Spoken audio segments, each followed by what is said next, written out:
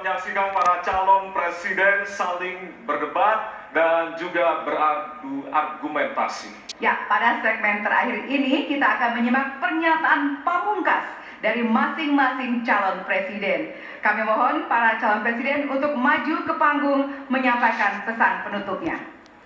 Baik, kami persilakan kepada bapak-bapak calon presiden untuk kemudian merapat menuju ke panggung utama.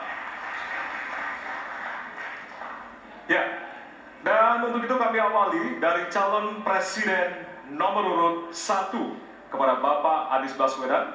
Waktu Anda 2 menit, dimulai dari sekarang. Di sini. Silakan, Pak. Saya rasa kita sama, rakyat Indonesia, saya, kita semua, bahwa kita menginginkan sebuah negeri di mana praktek korupsi diberantas hingga tuntas. Pemerintah memberikan pelayanan yang terbaik. Dan kemudian kita menjunjung tinggi etika. Kita sama di situ. Karenanya saya ingin sampaikan kepada semua bahwa saat ini kita di persimpangan jalan antara tetap menjadi negara hukum di mana kekuasaan dikendalikan oleh hukum, atau kita menjadi negara kekuasaan di mana hukum diatur dan dikendalikan oleh penguasa. Oke? Dalam situasi itu saya ingin sampaikan ini adalah sebuah gerakan perubahan. Kita sama-sama kita ingin mengembalikan tetap menjadi negara hukum di mana kekuasaan dikendalikan. Dan saya ingin sampaikan bahwa etika dijunjung tinggi. Ketika terjadi pelanggaran etika, jangan bersembunyi di balik keputusan hukum. Justru kita harus mengatakan bahwa tugas dari pimpinan tertinggi memberi contoh. Bila ada pelanggaran etika, maka itu adalah mendasar. Bila tidak, maka ke bawah, ke seluruh rakyat, semua akan kompromi. Dan praktek orang dalam yang tadi saya sampaikan akan merusak sendi-sendi kehidupan bernegara kita. Rusak kita. Karena itulah penting sekali kita menjunjung tinggi etika. Dan itu dilakukan oleh siapa? Dari mulai calon presiden sudah diuji. Apa dia kompromi atau tidak pada etika. Okay? Lalu bagi anak-anak muda. Anak-anak muda, kita semua menyadari pemilu ini tentang masa depan. Anda pemilih masa depan. Saya yakin Anda akan memilih yang serius untuk jadi presiden. Bukan yang main-main untuk jadi presiden. Dan ketika kita berbicara tentang masa depan, maka saya ingin sampaikan kepada semua, kebebasan berpendapat akan dijamin. Kita tidak mengizinkan lagi situasi di mana orang takut. Maka itu saya sampaikan, Wakanda no more, Indonesia forever. Baik, selanjutnya nomor urut 2, Bapak Prabowo Subianto untuk menyampaikan pernyataan penutup. Waktu Anda 2 menit, dimulai dari sekarang. Terima kasih, saudara-saudara sekalian. Kita harus selalu ingat bahwa kemerdekaan ini didapatkan melalui proses yang sangat panjang. Perjuangan yang sangat panjang, berganti-ganti negara-negara lain datang menindas kita, merampas kita. Dan ini adalah hukum sejarah manusia. Yang kuat akan menindas yang lemah. Kita bersyukur kita sudah bangun suatu negara yang memiliki demokrasi dengan segala kekurangannya. Kita bersyukur semua pemimpin telah membantu menambahkan kemajuan kita. Kita ingin lebih maju, kita ingin lebih baik, kita ingin lebih adil, kita ingin hilangkan kemiskinan, dan kita ingin hilangkan korupsi.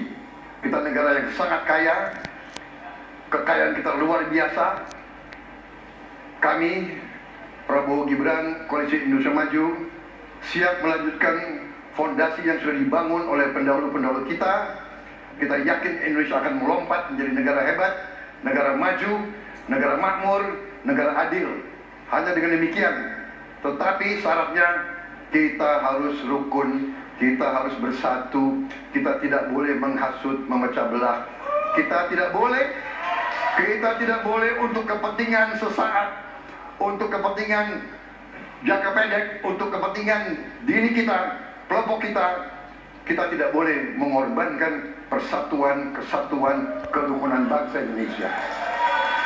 Hanya dengan kerukunan, hanya dengan kearifan, hanya dengan kebersihan jiwa, tidak dengan permainan kata-kata retorika, tapi sungguh kita tanah air Indonesia akan maju. Habis. Negara hebat. Terima kasih. Terima kasih. Baik.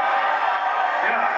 Dan yang terakhir kita akan menuju ke calon presiden nomor urut 3, Bapak Ganjar Pranowo. Waktu Anda 2 menit dimulai dari sekarang. Terima kasih. Ini panggilan sejarah buat Ganjar Mahfud. Ganjar seorang anak polisi berpangkat tidak tinggi, bertugas di kecamatan. Pak Mahfud, bapaknya pegawai kecamatan. Kalau kita berada pada momentum yang sama, kami dan Pak Mahfud ini adalah orang kecil yang kalau bapaknya rapat kira-kira anggota Forkom pincang. Kami hanya di level kecamatan.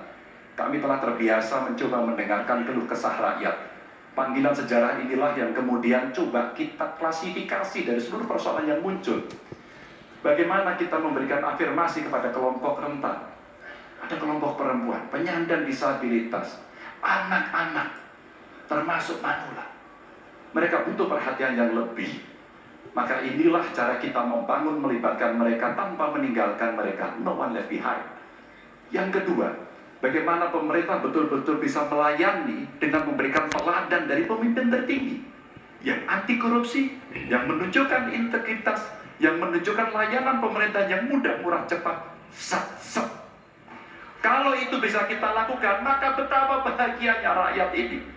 Pemerintah ini ada yang ketika dikritik tidak baperan, yang ketika media menulis, mereka merasa ini vitamin buat dirinya, bukan sedang merongrong, apalagi kemudian merasa terancam.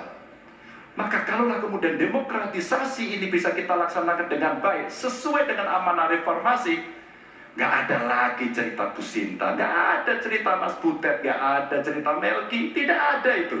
Karena dewasa kita dalam berdemokrasi, maka dalam penghormatan terhadap HAM, mari kita konsisten antara pikiran, perkataan, dan perbuatan. Dan saya berdiri bersama korban untuk keadilan. Terima kasih. Mohon maaf kalau ada kata-kata saya yang kurang. Baik, Waktunya habis. Ya. Pas sekali. Baik, hadirin, kita berikan tepukan yang paling meriah untuk